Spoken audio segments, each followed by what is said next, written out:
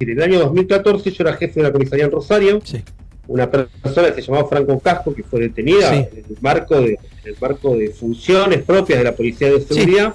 A raíz de un llamado de un vecino que le hace al jefe de la comisaría en ese entonces, Diego Álvarez, salgo junto a él porque habría una persona supuestamente en inmediaciones de la comisaría tanteando la puerta de los picaportes de casas, autos, en actitud sospechosa.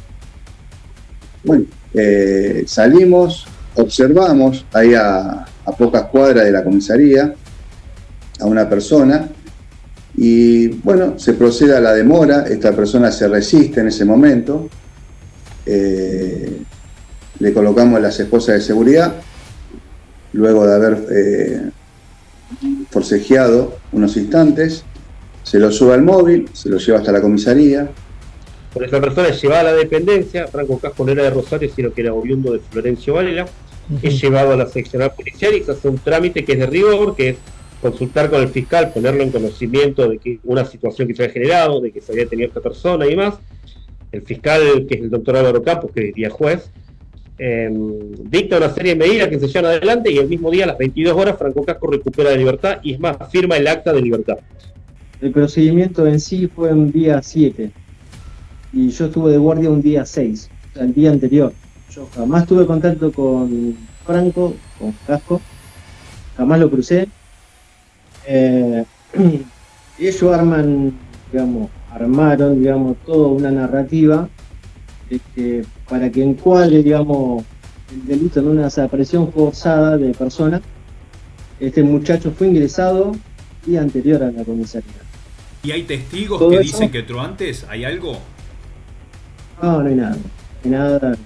Todo cómo pasó y tal cual como fue el día 7 está todo documentado. Están hechas las comunicaciones con el fiscal. A mí lo que se me acusa como que yo fui parte del armado del sumario falso, porque la querella interpreta como que Franco fue detenido, privado de su libertad, en la noche del día 6, ¿no? ¿Y cuáles son las pruebas ¿Cómo? que la querella y el fiscal Arrigo presentan de que fue detenido el día 6 a la noche? No, solamente por dicho de los detenidos. Es más, ni siquiera en el juicio se probó que ninguno de los detenidos dio que justamente haya sido el 6. No dan específicamente que haya sido eso. La querella lo toma como que fue la noche del 6, ¿no? La teoría de la acusación dice que no fue detenido el 7, que fue detenido el 6 horas de la noche, que durante la noche fue que ahí fue el que lo golpearon, que lo torturaron y que a raíz de eso muere. Básicamente se agarran de la declaración de uno de los testigos. De los testigos le dicen a los detenidos que estaban en la comisaría en el momento de esa fecha, digamos. Claro. La fecha del 6 de octubre. En esos días. Se agarran de un testigo que nosotros le decimos el testigo estrella. Ese que testigo incluso dice que vio que a algunos le pegaban. Sí, dijo que sí, eso, dijo básicamente que le pegaba, qué sé yo, pero en la audiencia de juicio reconoció que por declarar en esta causa en contra de los policías le habían dado beneficios de parte de la Secretaría de Derechos Humanos. Le dice, pero vos dijiste, le prometieron beneficio, y él dijo, no me prometieron, me cumplieron. ¿Sabés lo que es estar en el juicio? Escuchar eso, y vos te entras en shock, porque vos decís, para que él tenga beneficio, nosotros detenidos todo este tiempo por las dudas o por la pena de expectativa, con la carga de que implica una condena perpetua, y él dice que por beneficio, es como que vos decís, no puede ser. Es como que vos decís, no, yo no lo puedo creer. Sí, hay uno que comenta eso, que dice que vio. Pero bueno, desde el lugar que dice el detenido que vio, primero que después se hicieron muchas pericias en la comisaría y todo, y primero que no hay una visual de que lo haya visto. Y aparte estaba en otro penal, separado por varios metros, por paredes. Ahora bien, 2 días después aparece en la comisaría personas que eran familiares de Franco y nos manifiestan que lo estaban buscando. Nosotros lo ponemos conocimiento de que había estado detenido en la comisaría, que se había retirado en libertad, que había estado en disposición de la Fiscalía de Flagrancia en turno y demás. Mostramos las actuaciones que teníamos, el libro de guardia, todos los registros y demás, pero no obstante eso, pocos días después empiezan a hacer una serie de marchas y movilizaciones en busca de justicia, porque suponían de que Franco Casco había sido víctima de algún tipo de hecho dentro de la comisaría. Se continúa la búsqueda de Franco, lo buscan hasta que finalmente lo encuentran a finales del mes de octubre, lo encuentran flotando en las aguas del río Paraná.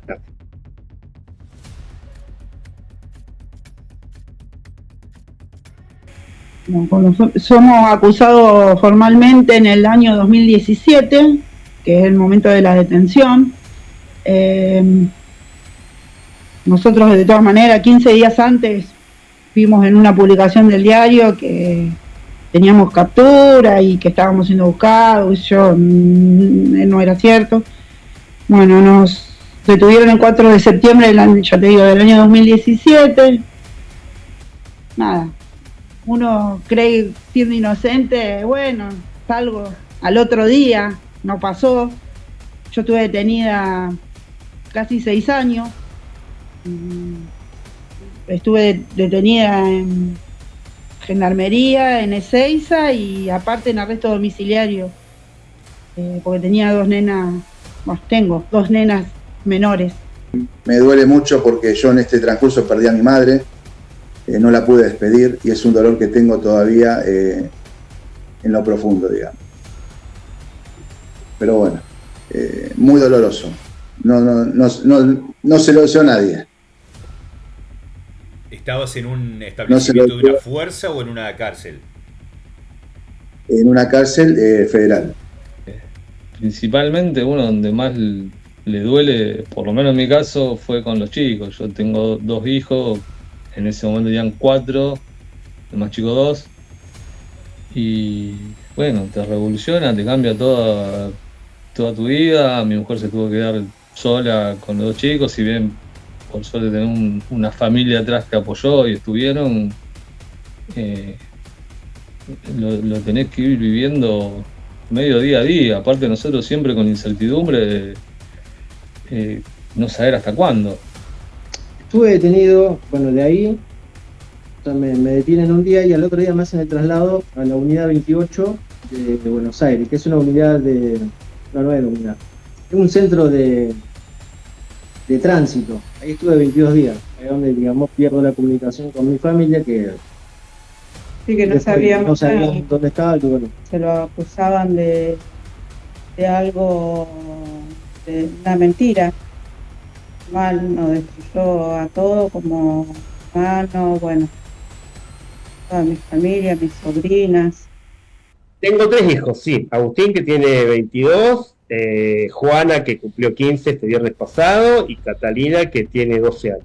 Mi nena recién arrancaba, cuando me detuvieron, recién arrancaba el secundario. Y mis nenas tenían una 6 y la otra 4 años. Claro, muy chiquitos. Yo cuando recuperé la libertad, por ejemplo en el caso de Catalina, la más chiquita, decíamos, vivió más tiempo sin su papá, hasta ahora, vivió más tiempo sin su papá o viéndolo tras las rejas, que tenerlo con ella en la casa. Sí, eso. El golpe que te pegan en el núcleo familiar, este tipo de causas, es algo que es indescriptible. No, el tiempo no se recupera. No haber estado en el cumpleaños número 7, número 8 de mi hija, o no haber estado con mi hijo cuando iba a los cumpleaños de 15, que le invitaba a las compañeras durante el secundario, que me lo perdí todo el secundario. Es algo que no se recupera, no hay forma de recuperarlo. Claro, por eso. Estuvimos casi 6 años violando todos los derechos nacionales e internacionales en cuanto a la prisión preventiva. A nadie le importó. Y bueno, eso es lamentable en este tipo de causas porque te sentís totalmente vulnerado y sentís que la justicia está del otro lado únicamente. Como te digo, mi mamá y mi papá estaban vivos en ese momento, también la ayudé de mis suegros. ¿Qué te decían tu mamá y tu papá? Que no me preocupe, que ya iba a salir. Mi mamá falleció y no me vio libre, por ejemplo. Y mi papá parece que hubiera esperado que salga en libertad. Porque salí en libertad y a los meses, a los 10 días, bueno, empezó dijo que ya no podía estar solito y esas cosas, y a los 6-7 meses falleció. Parece que hubiera esperado que salga en libertad.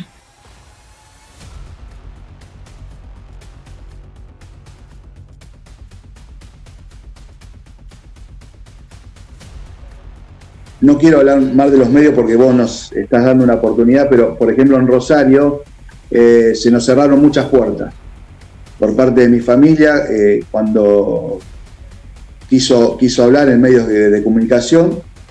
Directamente le dijeron no le podemos dar voz. Así les dijeron.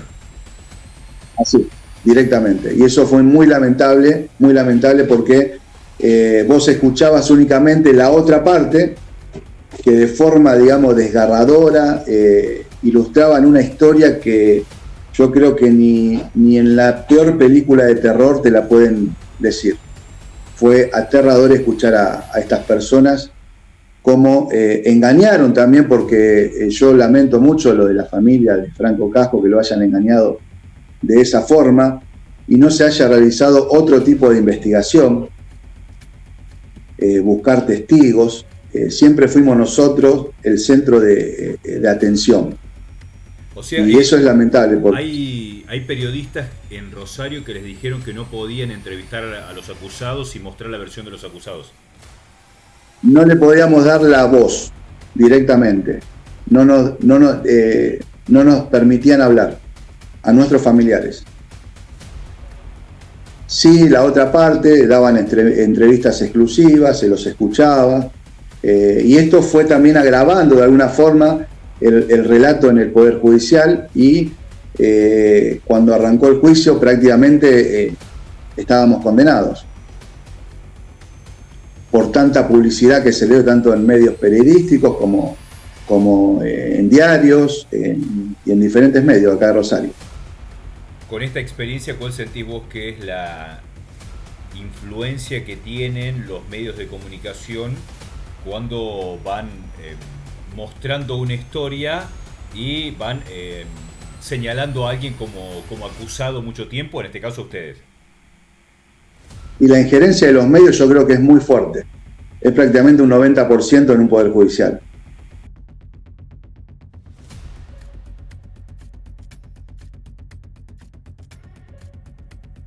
Se le hace una serie de autopsias, se hace una serie de estudios más en que se determina que la causa de muerte es indeterminada, pero que el diagnóstico orientativo que había era una asfixia mecánica por sumersión en medios líquidos. Es decir, se murió ahogado. Se hicieron autopsia, reautopsia, exhumación, se hicieron radiografías, un montón de cosas que se le hicieron al cuerpo que no arrojaron ningún tipo de lesión. No hay ninguna que diga que hubo golpes.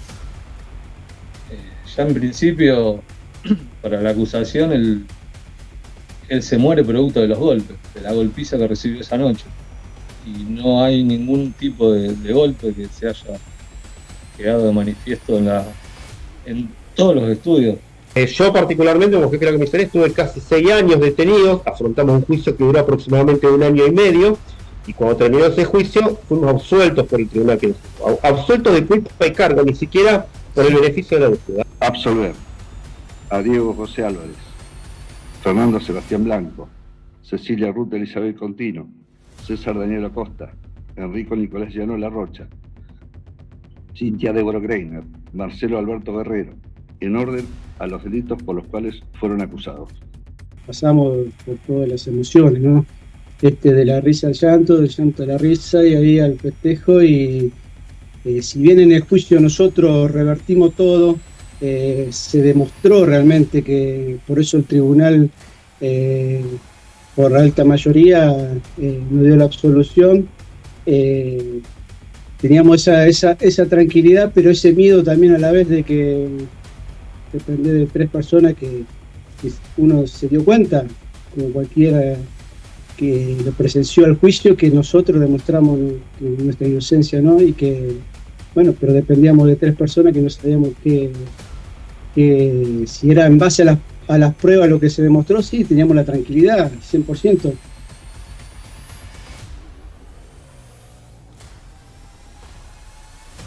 Ahora bien, esa resolución que tiene que ser refrendada por una nueva resolución ante el Tribunal de Casación.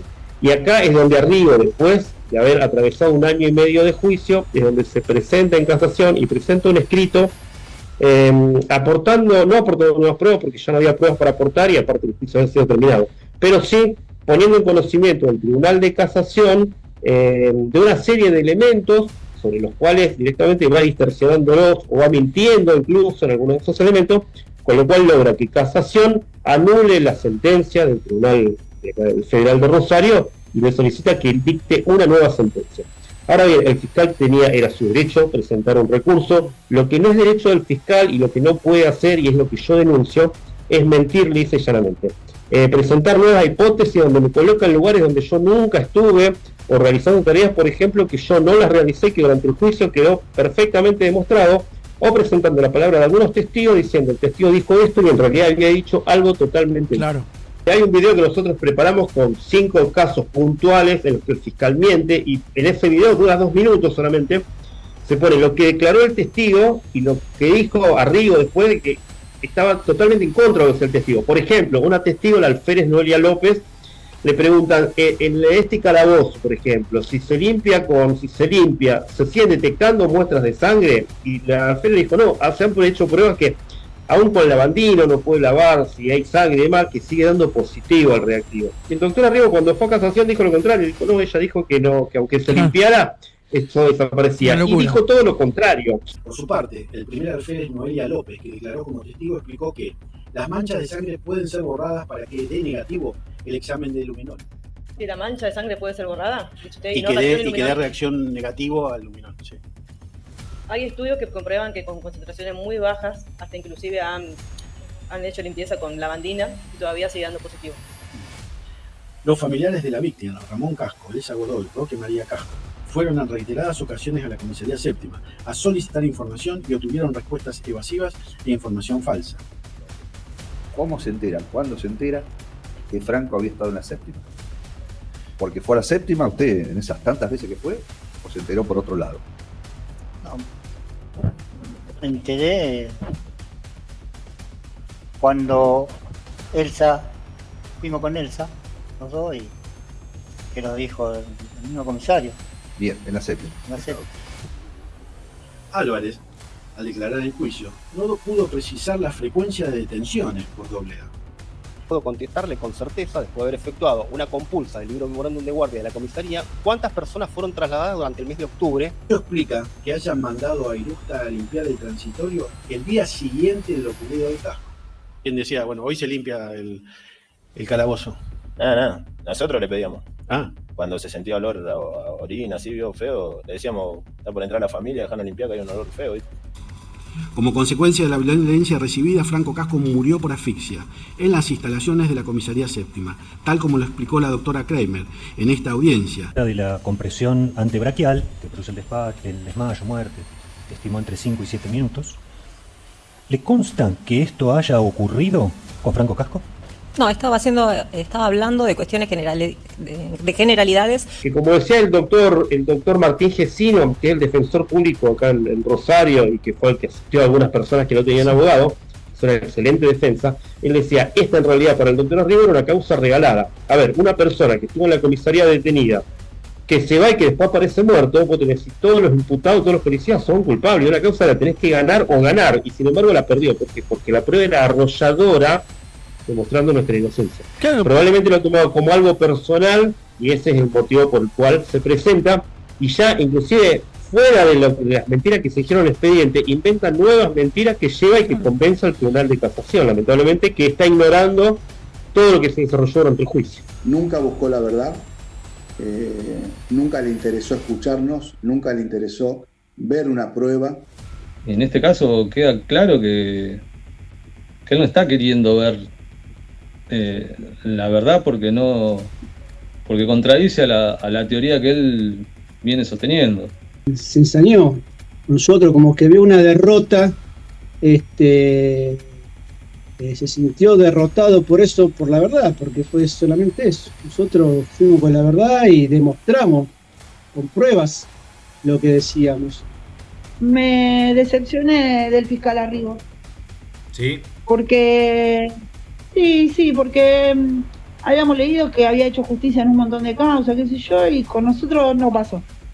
Sino que se ensañó en acusarnos, en seguir la acusación, en seguir para adelante con todo. Es como medio... Por ahí decir, no se pueden, no se entiende. Lo denuncio al fiscal Arriba porque consideramos, incluso con el grupo de mi defensa y demás, nosotros consideramos que ha cometido delito. Entre otros, la instigación al prevaricato, el incidir maliciosamente, porque lo que está haciendo es una deslealtad procesal, está planteando una serie de cuestiones al tribunal, que el tribunal por ahí no las verifique y demás, porque considera de que se va a defender o va a presentar el doctor Arrigo una acusación conforme a la prueba, sin mentir sobre la prueba. Por empezar, por eso estamos radicando la denuncia. Pero bueno, ya veremos la Procuraduría si encuentra que es una cuestión administrativa o si hay, como pensamos nosotros, una cuestión penal de por medio, que es lo que nosotros creemos.